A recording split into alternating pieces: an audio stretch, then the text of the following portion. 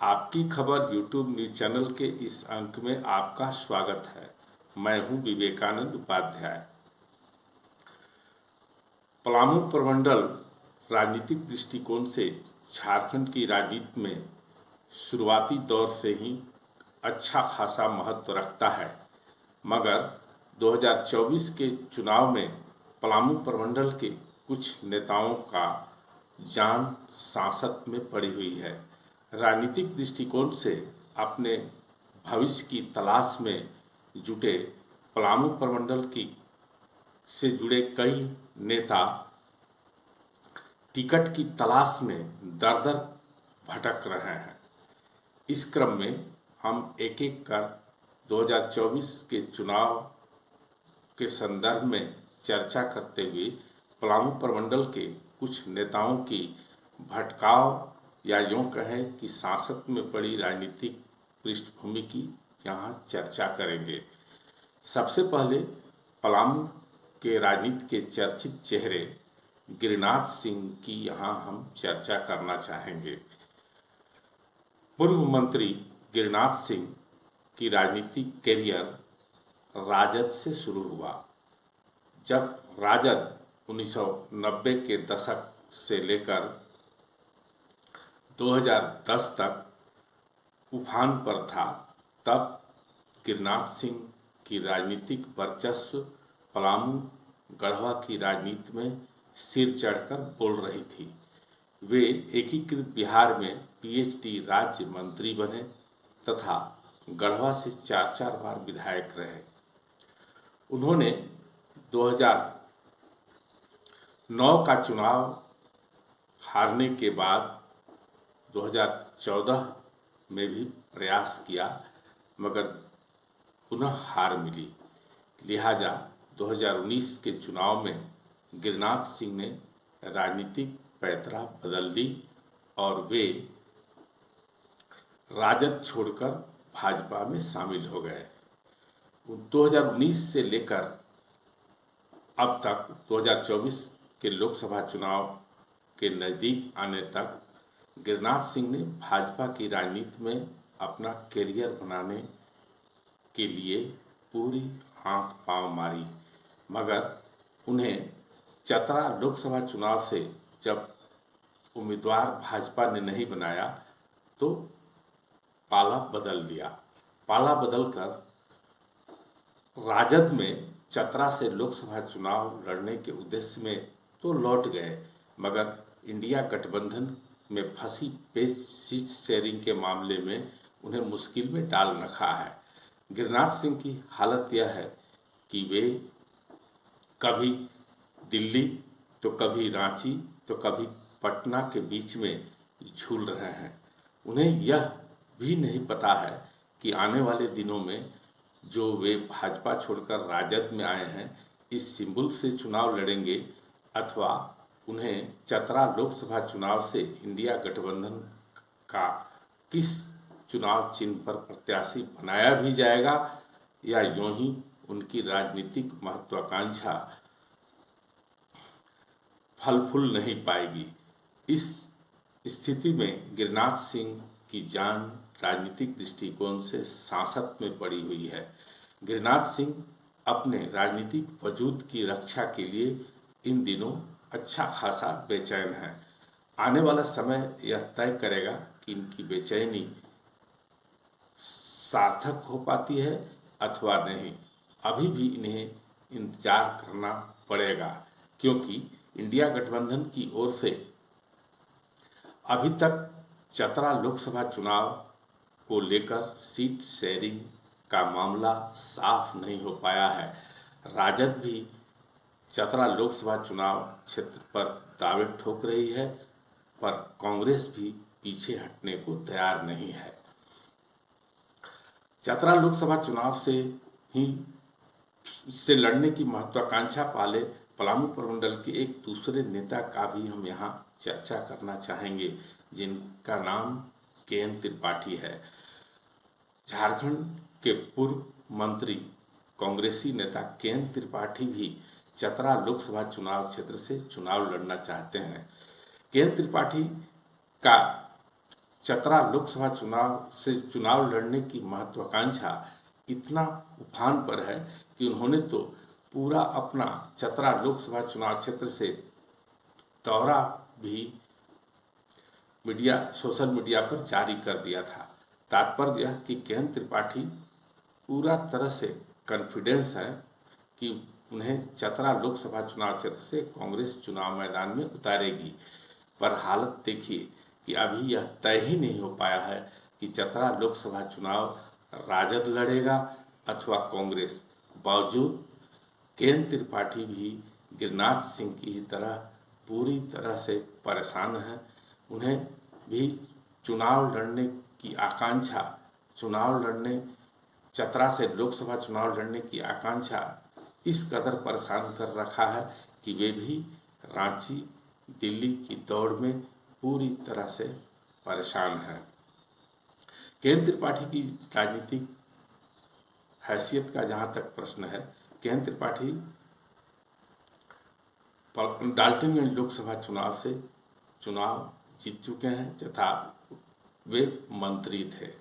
KN Tripathi की हसरत, राजनीतिक महत्वाकांक्षा शुरू से ही पलामू के डाल्टनगंज विधानसभा चुनाव क्षेत्र के साथ साथ चतरा लोकसभा चुनाव क्षेत्र पर रही है। वे चतरा से पिछले लोकसभा चुनाव 2019 में भी प्रयासरत थे, मगर उस समय उन्हें सफलता नहीं मिली। पर इस बार वे पूरी तरह से कॉन्फिडेंट हैं कि उन्हें चतरा लोकसभा चुनाव कांग्रेस लड़ाएगी। ऐसी ही स्थिति कड़वा पलामू से जुड़े कुछ और नेताओं की है जिन्हें 2024 का लोकसभा चुनाव पूरी तरह से बेचैन कर रखा है। इसी नाम में एक तीसरा बड़े चेहरे का नाम चंद्रशेखर दुबे उर्फ ददई दुबे है। चंद्रशेखर दुबे उर्फ ददई दुबे भी धनबाद से चुनाव लड़ना चाहते हैं। धनबाद से एक बार सांसद बन चुके पूर्व सांसद चंद्रशेखर दुबे की राजनीतिक कैरियर एक मजदूर नेता के रूप में शुरू हुआ था। वे विश्रामपुर से विधायक तो रहे ही, धनबाद से भी कोयनालचल क्षेत्र में मजदूर नेता के रूप में उनकी जो पहचान थी, उस पहचान के बल पर वे वहाँ का भी लोकसभा का भी प्रतिनिधित्व कर चुके हैं। इस बार भी धनबाद से वे चुनाव लड़ना चाहते हैं, मगर चंद्रशेखर दुबे की स्थिति यह है कि धनबाद लोकसभा चुनाव क्षेत्र में वे चुनाव लड़ना चाहते हैं। पार्टी की ओर से भी उन्हें चुनाव लड़ाने का निर्णय लिया जा चुका था, मगर राजपूत और ब्राह्मण के कांग्रेस के पॉलिटिक्स में ददई दुबे का मामला भी आधार में लटका हुआ है। कहने का मतलब है कि कांग्रेस चतरा यदि उसके शेयर में आता है तो चतरा अथवा धनबाद दोनों में से एक सीट पर राजपूत उम्मीदवार को तो एक सीट पर ब्राह्मण उम्मीदवार को चुनाव मैदान में उतारना चाहती है। ऐसे में चंद्रशेखर दुबे भी पूरी तरह से लोकसभा चुनाव लड़ने की महत्वाकांक्षा पाले बेचैन है, क्योंकि अभी तक कांग्रेस यह तय ही नहीं कर पाया है कि चतरा लोकसभा चुनाव क्षेत्र वह राजद से समझौता के बाद लड़ेगा अथवा धनबाद से ही उसे संतोष करना होगा, क्योंकि राजद पलामू और चतरा दोनों लोकसभा चुनाव क्षेत्र को छोड़ने को तैयार नहीं है, जबकि कांग्रेस पलामू छोड़कर चतरा किसी भी हालत में उसे देना नहीं चाहती है। यदि यह मामला इसी तरह से उलझा रहा तो चंद्रशेखर दुबे उर्फ ददई दुबे की बेचैनी कायम रहेगी जब तक यह मामला सुलझ नहीं जाता है। ऐसे में गढ़वा जिले से जुड़े बड़े नेता चंद्रशेखर दुबे भी पूरी तरह से राजनीतिक दृष्टिकोण से इन दिनों बेचैन है। एक और नेता पलामू के पूरी तरह से न केवल बेचैन है बल्कि 2024 चुनाव उन्हें पूरी तरह से परेशान और हैरान कर रखा है। भाजपा से जुड़े नेता प्रभात भुइयां का हम यहाँ इस संदर्भ में चर्चा करना चाहेंगे। भाजपा नेता प्रभात भुइयां पलामू लोकसभा चुनाव क्षेत्र से इस बार चुनाव लड़ना चाहते थे। इसके लिए उन्होंने भाजपा में बहुत कोशिश की, बहुत प्रयास किया, मगर भाजपा ने एनडीए गठबंधन की ओर से अपने पुराने चेहरे निवर्तमान सांसद बीडी राम को चुनाव मैदान में उतार दिया।